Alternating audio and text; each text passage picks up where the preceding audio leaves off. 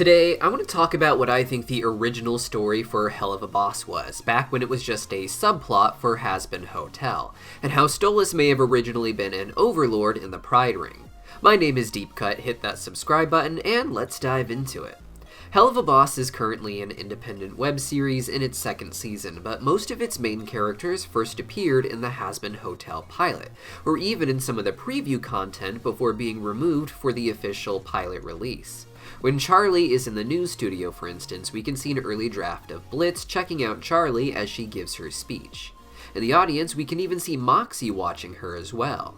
Later in the episode, during Vaggy's montage about the Overlords, we can see two bird-based demons, one seeming to represent theater with his two heads, and the other perhaps music with his rock star looks. In an early preview on VivziePop's channel titled A Cautionary Tale, we can see this clip but with a Stolitz-looking demon in place of the two-headed theater demon, though like that two-headed demon, he is dressed in garb that implies that he is still an overlord of the theater. From what I have gleaned from early livestream interviews and the not always reliable wiki, Blitz and Moxie were originally intended to be assassins in Hazbin Hotel as well, but ones who managed to cause trouble for the Hazbin Hotel and its patrons in some way.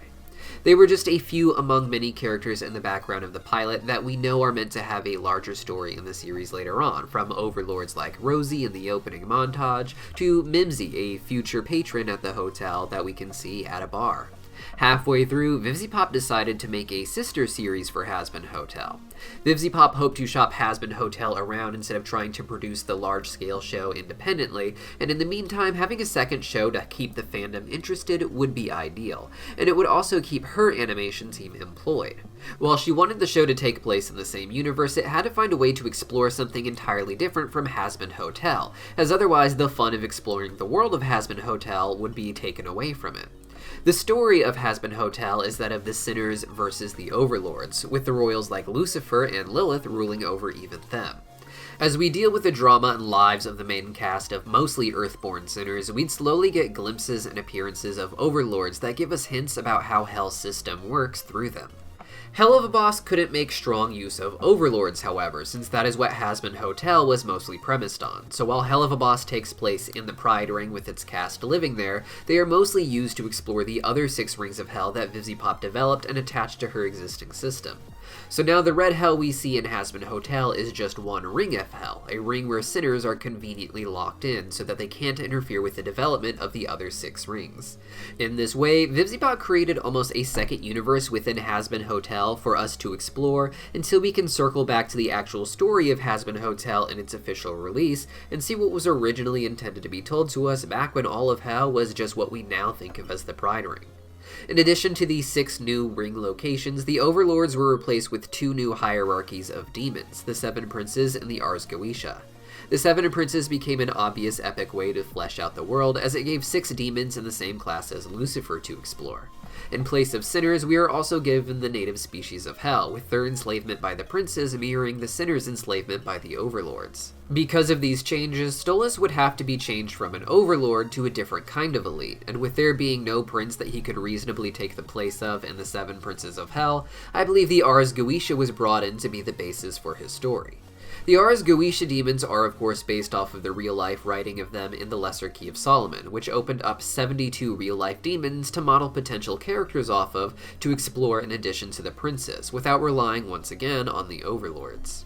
In the Season 2 premiere, Blitz and Stolas were revealed to have known each other as kids, just a mere 25 years ago in the show's timeline. This confused a lot of fans because Stolas is based off of writings that are hundreds of years old, and the timeline of the show has him being just a few decades old. While we don't know what is going on for sure, many fans, myself included, have theorized that time moves differently in Hell than on Earth, explaining how Stolas could affect hundreds or thousands of years of Earth's history from just a few decades in Hell. Many fans believe that whatever is happening there is a retcon to justify the idea that they knew each other as kids, something people see as a later development that clashed with the original Goetia lore. However, if he really was an overlord in Hazbin Hotel first, then Stolas knowing Blitz as a kid would have been no issue. Most overlords appear to be earthborn sinners, which means that they appear in Hell as adults and live that way for an immortal life. But there are some native overlords of Hell as well, such as Rosie. While the Overlord natives appear to be powerful species that probably live longer lives than the imps, there's no reason Overlord Stolas couldn't have known Blitz as a kid.